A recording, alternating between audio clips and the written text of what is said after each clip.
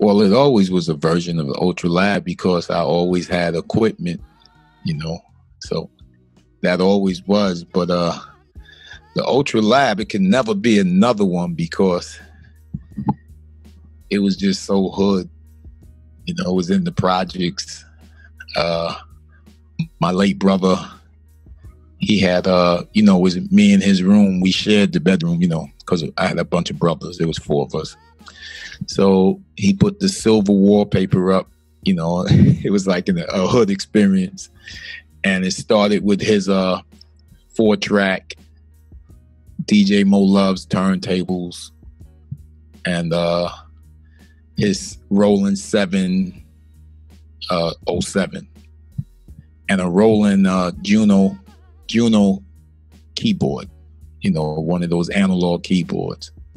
So at that point, Keyboard Money Mike was doing most of the production. Like if you go on the Basement tapes and you hear this a song called Space Groove, that was a Keyboard Money Mike thing. So what happened was Keyboard Money Mike, he was more, you know, the keyboards and the 707. And me and Keith wanted to go more street edgy. And that's why I was forced to become a producer. No, he was dope, but he was musical. And at that time, we didn't want all that music. We just wanted hard beats with flashes of elements, you know. So if you also listen to that Basement tape, there's a song on there called Make You Shake. And I did that on the Dr. Boss. And me and Mo Love was simultaneously doing the cuts. Like that's hip hop. I mean, like, and we did that. And then it progressed to where we did the Eagle Tripping, and you know, Keyboard Money Mike played the keyboards on there, and we told him what to do. Now, to his credit, what he did on his own that we didn't tell him to do was at the end of the record. You know, that's that riff. Dun, dun. That's all him. If that was the record, he produced it. You follow what I'm saying? But everything else is like right now. You see how you got your red sneakers in the back? I say, no, put the red one with the gray one in the. You follow what I'm saying?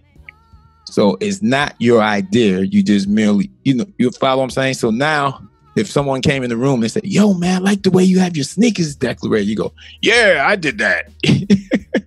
No, Joe told me how to put them. You understand? So we just wanted it to be harder. We didn't want all of that extra. We didn't want all of that. I just wanted dun, you know. And that's what forced us into production. Because Keith used to call me and say, yeah, man, I like it, but he just got too musical. You know? So we wanted to eliminate that element. So, you know, that's how we progressed on. And that's why in the beginning, even with BDP, he was doing all the initial demos on BDP. You know, it was one he did that was dope called We Got to Advance, that they took in the sleeping bag, and it kind of went through the same dynamic that a record we made called To Give You Love went through. The engineer in the studio changed it up and it became a monster, and not a good monster. Sounded nothing like the demo. But it was the same thing. He was doing their early demos, and then Scott and us wanted to go harder. And that's when I took over and started doing the more edgy street stuff, you know. So that's what progressed to that. But the Ultra Lab was just an experience, man. Like, you walked in there, and then when I got that SB12, that's when it was like, because no one had the SB12. Like, Marley Marl had the Akai sampler, you know. I had the SB12. I was the first cat with the SB12, you know, which I got to thank DJ Mo Love, mom's, my aunt. She co-signed for that machine for me. Otherwise, I wouldn't have had it. And you say the story of UltraMagnetic, just what me and Keith went through is a movie. You know, and maybe one day will be. But it was such a struggle because we were different. And everybody was looking for the same old thing that everybody was doing. They was looking for the 5 MCs. You know, the name was different, the sound was different, the style was different. So it was an adventure, and it was a point where it was so rough. Kool Keith just wanted to quit and go to the military. So I talked him out of that, and then I wanted to quit. I was like, man, shit ain't working. And he talked me out of it. So it was an adventure, and it would make a great movie, you know. And at some point, you know, it's a movie.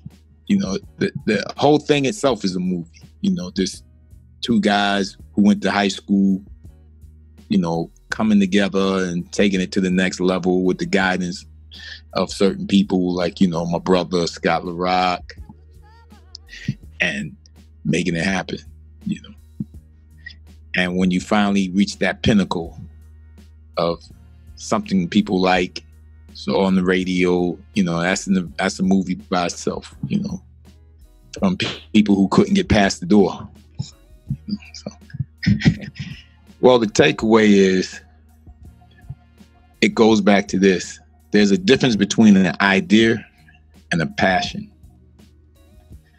See, if we was just doing music because we were trying to be famous and we just trying to get a quick money grab, and it was an idea, we would have quit and we wouldn't have been able to be talked out of it. But when it's a passion, there's something in you that keeps you driving, keeps you moving, that even though you have resistance, you may get down or whatever, but you keep going. Whereas if it's an idea and you're not committed to it like that, it's just something you think you can do for a quick hit, you know, you're just gonna let it go. So the thing is, it shows that if you have a passion, you have to stay with it.